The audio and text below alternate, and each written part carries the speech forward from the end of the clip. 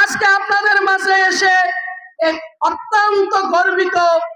যেই রাজনীতিতে আজকে এই মাইকের সামনে কথা বলেছি, যেই রাজনীতি যার হাত ধরে শিখেছি, আলা শাহজাহান খান সাহেব, যিনি আমাদেরকে রাজনীতি শিখিয়েছেন, তারই জন্মভূমিতে এসে বক্তৃতা দিচ্ছি। এটা অত্যন্ত গর্বের বিষয়। তারই সাথে গর্বিত আমরা। আজকে দেখে বোঝা যাচ্ছে এই চিকনিকান্দি ইউনিয়নে আলা শাহজাহান খান মরেনি, আলা শাহজাহান খান বেঁচে আছেন সর্বোচ্চ চিকনিকান্দি ইউনিয়নের সকল মানুষের হৃদয়ের মাঝে।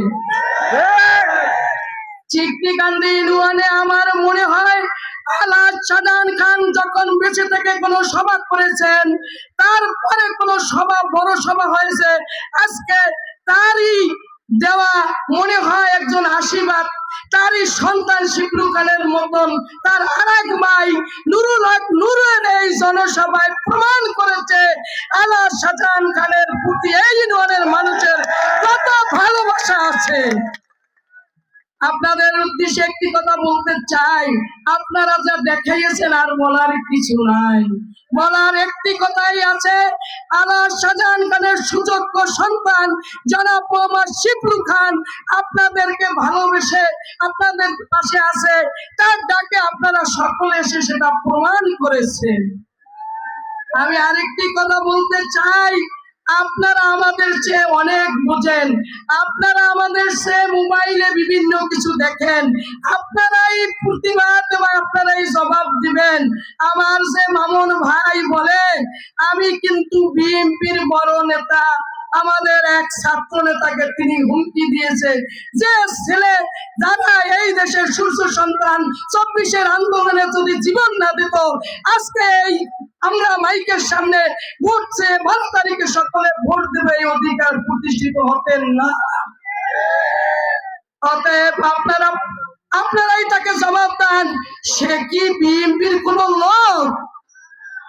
বিএনপির লোকে যদি না হয়, কোন বাবার যদি অবৈধ তার মতের বাইরে বাবা মায়ের সন্তান হয়, সে সন্তান তার সংসারে কোনদিন সুখ দিতে পারে না। হাসান মামুন সেই রকমের একজন সন্তান হিসাবে দাবি করে, সে তো বিএনপির অবৈধ সন্তান। বিএনপির সে মেনে নাই নাকি? যদি বিএনপিকে তিনি মেনে নিতেন, তাহলে যে আমাদের ভোলা পার্থবাইকে নমিনেশন দিয়েছে জনাব তারেক রহমান, সেখানে কিন্তু হাসান মামুনের চেয়ে বিএনপিতে একজন বড় নেতাকে নমিনেশন দিয়েছিল, ওনাকে কিন্তু নমিনেশন দেয় নাই।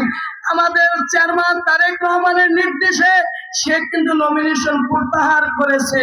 সে হলো বিএনপির সন্তান, সেই হলো বিএনপির ঘরের একজন পরিবার, হাসান মামুন না। আমি আরো বলতে চাই, মামুন ভাই, আপনি আমাদেরকে হুমকি দেবেন না। আপনি বিগত 17 বছরে শাহজাহান খানের সাজানো বাগান এসে আপনি ফল তুলে তুলে ভোগ করেছেন। আলা শাহজাহান খানের কোন সৈনিককে আপনি কমিটিতে রাখেন না। আজকে আল্লাহ থেকে আপনার উপরে গজব নাজিল হয়েছে। আলা শাহজাহান খানের গড়া এই জাতীয়বাদী দল বিএনপির কোন মানুষকে আপনার সম্মান দেন নাই। আপনার সম্মান আল্লাহ নিয়ে গেছে। আপনি যেভাবেই হোক, আপনি ট্রাক মাকড়ার কথা কালকে বলেছেন, আবার ট্রাক মাকড়ায় আপনি এসে যান, আপনার জন্য দরজা আমাদের খোলা। কিন্তু গণ মানুষ ট্রাক মাকড়ায় ভোট দেবে, কিতে ভোট দেবেন? আমরা কি করি? তারেক রহমানের নির্দেশনায় দল করি। তারেক রহমানের সিদ্ধান্ত চূড়ান্ত চূড়ান্ত, তারেক রহমানের সিদ্ধান্ত চূড়ান্ত চূড়ান্ত। আমরা সবাই এখানে যেভাবে স্বতঃস্ফূর্তভাবে এসেছি, আমাদের আর কথা বলতে হবে না। আপনারাই আপনাদের আনন্দের সাথে ট্রাক মাকড়ায় ভোট দেবেন, আপনাদের সন্তান মন্ত্রী হবে, আপনারা গর্ব করবেন। আপনাদের এই সামনে আগাইয়ে গেছেন, আরো যাবেন। আপনারা এই ইউনিয়নের যে স্বতঃস্ফূর্ত জনগণের মনের উদ্বেগ দেখা গেছে, আপনারা পাশের ইউনিয়নেও যাবেন, আপনারা পারবেন। চিরাগ মাকড়ার জন্য সাফল্যের প্রথম পূর্তিকেই আপনারা কিন্তু আমাদের এই জনসভায় প্রমাণ করেছেন চিরাগ মাকড়া সফল হবে। আগামী 12 তারিখে সংসদে নুরুল হক নূর যাবে, সেটা চিত্রিকান্তিকে বোঝা যাচ্ছে। আপনারা সকলে ভালো থাকেন, সুস্থ থাকেন। আপনারা 12 তারিখে চিরাগ মাকড়ায় ভোট দেন।